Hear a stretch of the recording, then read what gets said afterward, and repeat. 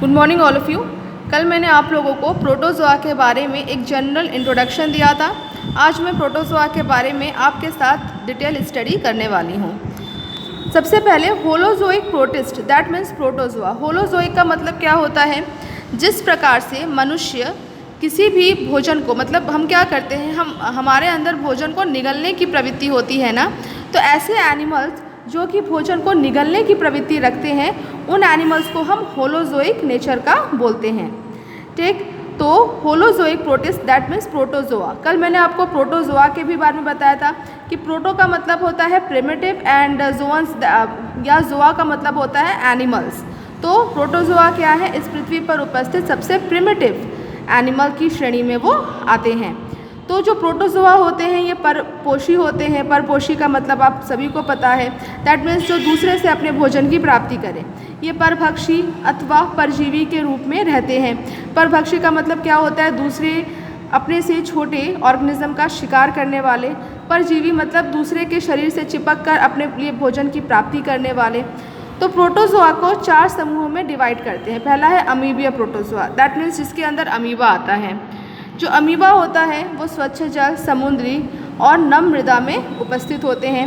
ये अपने कूटपादों की सहायता से अपने शिकार को पकड़ते हैं। यहाँ पे कूटपाद मतलब क्या है? जो फॉल्स फीट होते हैं, मतलब नकली पैर। देखने में तो ये बिल्कुल पैर की तरह लगते हैं, लेकिन एक्चुअल में ये पैर नहीं होते, तो उसको हम कूटपाद बोलते हैं।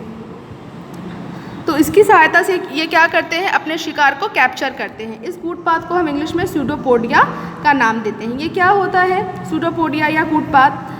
जीवित अमीबा की सतह पर जो जीव द्रव्य के छोटे उभार होते हैं, छोटे छोटे उभार वो निरंतर बनते रहते हैं और शरीर में विलीन होते रहते हैं। क्योंकि गमन इन्हीं के बनते रहने से निरंतर होता रहता है, इन उभारों को कूटपाद कहते हैं।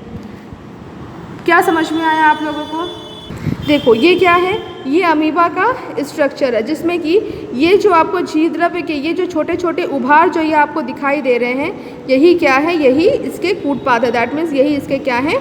सूडोपोडिया हैं। और इसकी मदद से ये मतलब ये जो सूडोपोडिया होते हैं, इसकी मदद से ये एक जगह से दूसरे जगह, दैट मीन्स ये चलन में सहायक होते हैं।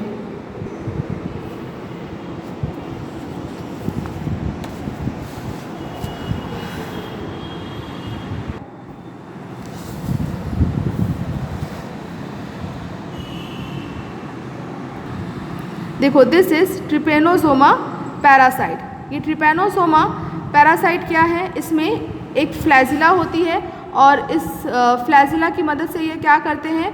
ये देखो ये पूरी इसकी इतनी लंबी सी इसकी फ्लैजिला है, और फ्लैजिला आपको पता ही है ये गमन में सहायक होते हैं। और ट्रिपेनोसोमा के कारण क्या होता है?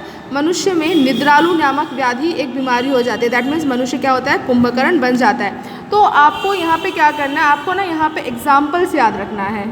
एग्जाम्पल्स किसके? जैसे अमीबिया प्रोटोजोआ में आ जाएगा अमीबा।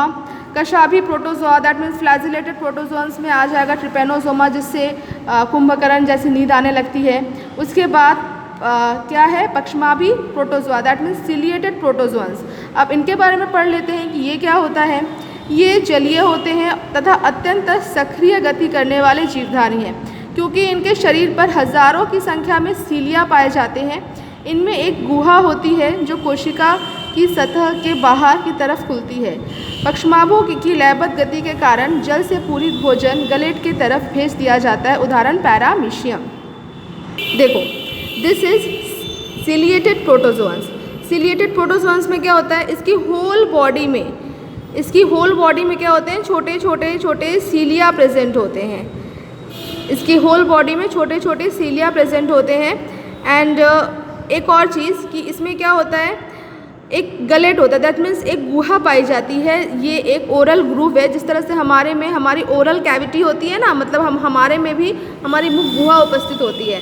जब मैं आपको डाइजेशन का चैप्टर में आपको पढ़ाऊंगी, जो कि एनसीईआरटी का सबसे लास्ट यूनिट है, तो वो बहुत इंटरेस्टिंग यूनिट है।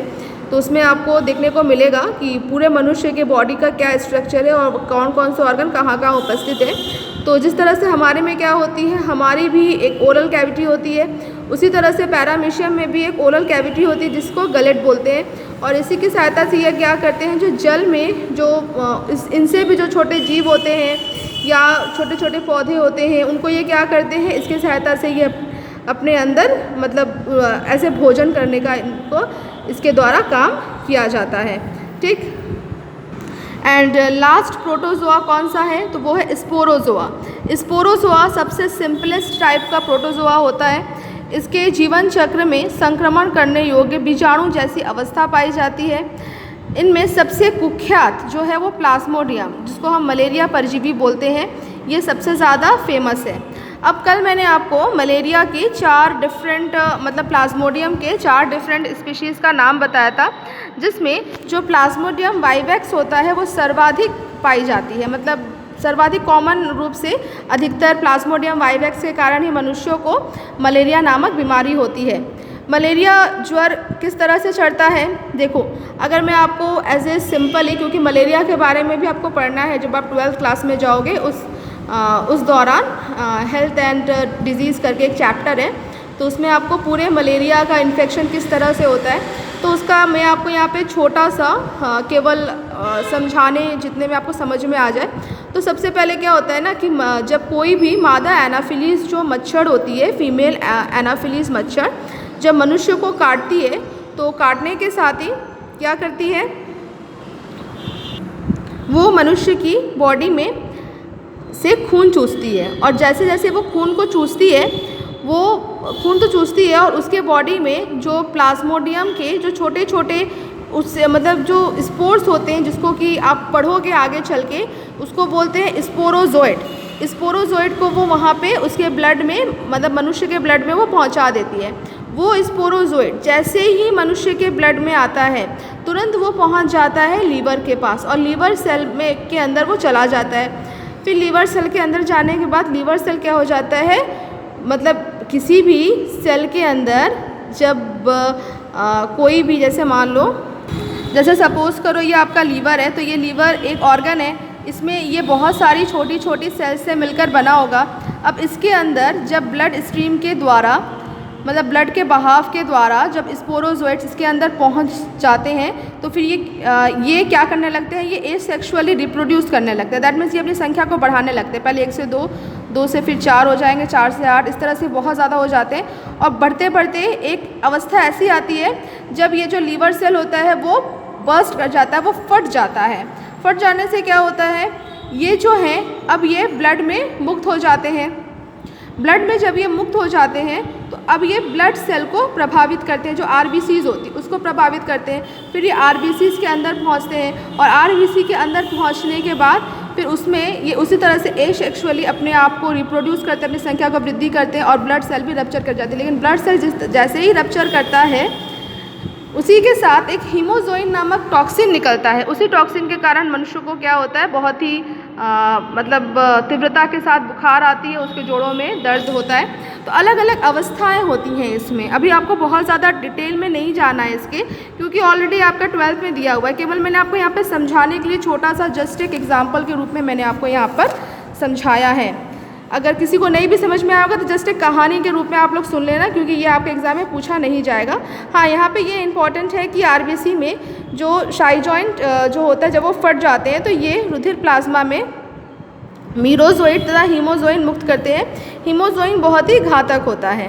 ठीक, तो ये आप मतलब एज ए याद के रूप में आप याद रख सकते हो कि क्या होता क्या है।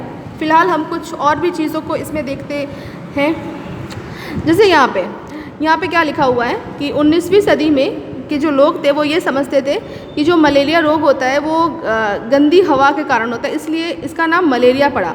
मलेरिया का मतलब होता है, मल मतलब होता है गंदगी, और एरिया का मतलब होता है हवा। तो इसमें होता क्या है कि पहले के लोग ये समझते थे कि जो दलदली स्थान होती है वहाँ से जो गंदी हवा निकलती है उसके कारण मलेरिया रोग होता है, लेकिन बाद में पता चला कि नहीं, ये प्लाज्मोडियम नामक प्रोटोजोआ के कारण होने वाली एक बीमारी है। अब types of malaria, main purpose है मेरा यहाँ आपको ये बताने का कि मलेरिया कितने प्रकार के होते हैं।